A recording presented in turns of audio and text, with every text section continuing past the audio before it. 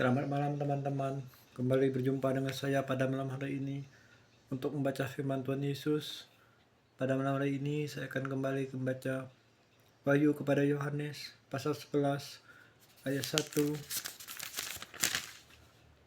sampai 19. Perikop 2 saksi Allah, mari kita dengarkan.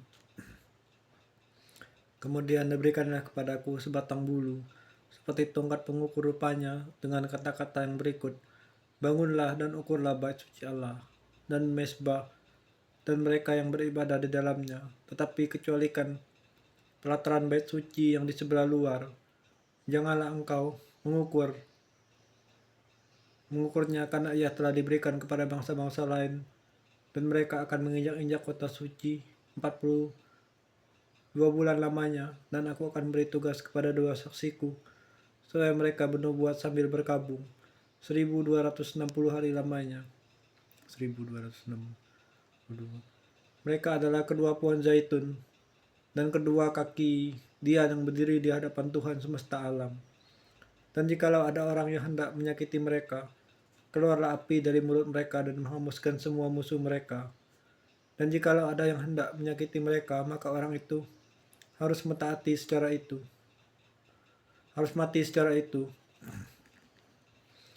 Mereka mempunyai kuasa menutup langit, supaya jangan turun hujan selama mereka bernubuat, dan mereka mempunyai kuasa atas segala air untuk mengubahnya menjadi darah, dan untuk memukul bumi dengan segala jenis malapetaka setiap kali mereka menghendakinya.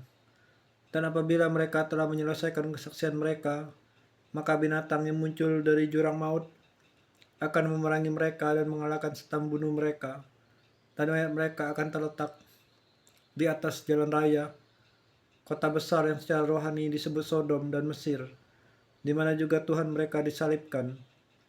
Dan orang-orang dari segala bangsa dan suku dan bangsa dan kaum melihat mayat mereka 3,5 hari lamanya, dan orang-orang itu tidak memperbolehkan mayat mereka dikuburkan. Dan mereka yang diam di atas bumi bergembira dan bersukacita atas mereka itu, dan berpesta dan saling mengirim hadiah, karena kedua nabi itu telah merupakan siksaan bagi semua orang yang diam di atas bumi. 3,5 hari kemudian masuklah roh kehidupan dari Allah ke dalam mereka, sehingga mereka bangkit, dan semua orang yang melihat mereka menjadi sangat takut. Dan orang-orang itu mendengar suatu suara yang nyaring dari sorga berkata kepada mereka, Naiklah kemari. Lalu naiklah mereka ke langit, diselubungi awan, disaksikan oleh musuh-musuh mereka. Pada saat itu terjadilah gempa bumi yang dahsyat, dan 1/10 bagian dari kota itu rubuh, dan 7.000 orang mati oleh gempa bumi. Dan orang-orang lain sangat ketakutan dan memuliakan Allah yang di sorga. Celakalah yang kedua sudah lewat, lihatlah celaka yang ketiga segera menyusul. Sangsakala yang ketujuh, nyanyian puji-pujian para tua-tua. Lalu malaikat yang ketujuh meniup sangsakalanya, dan terdengarlah suara-suara nyaring di dalam sorga. Katanya, pemerintahan atas dunia dipegang oleh Tuhan kita, dan Dia yang diurapinya, dan Ia akan memerintah sebagai raja sampai selama-lamanya. Dan ke-24 tua-tua yang duduk di hadapan Tuhan, di hadapan Allah di atas tahta mereka, tersungkur dan menyembah Allah sambil berkata, Kami mengucap syukur kepadamu ya Tuhan, Allah yang Maha Kuasa, yang ada dan yang sudah ada, karena Engkau telah memangku kuasamu yang besar, dan telah mulai memerintah sebagai raja.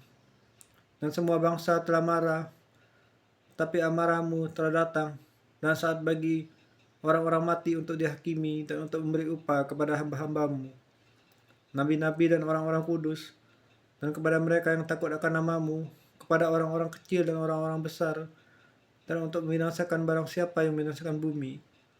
Maka terbukalah bait suci Allah yang di sorga, dan kelihatanlah tabut perjanjiannya di dalam bait suci itu, dan terjadi lakiat dan deru guru, dan gempa bumi dan hujan es lebat. Ya Tuhan, Bapak surga Tuhan Yesus, terima kasih telah mengizinkanku membaca firman-Mu.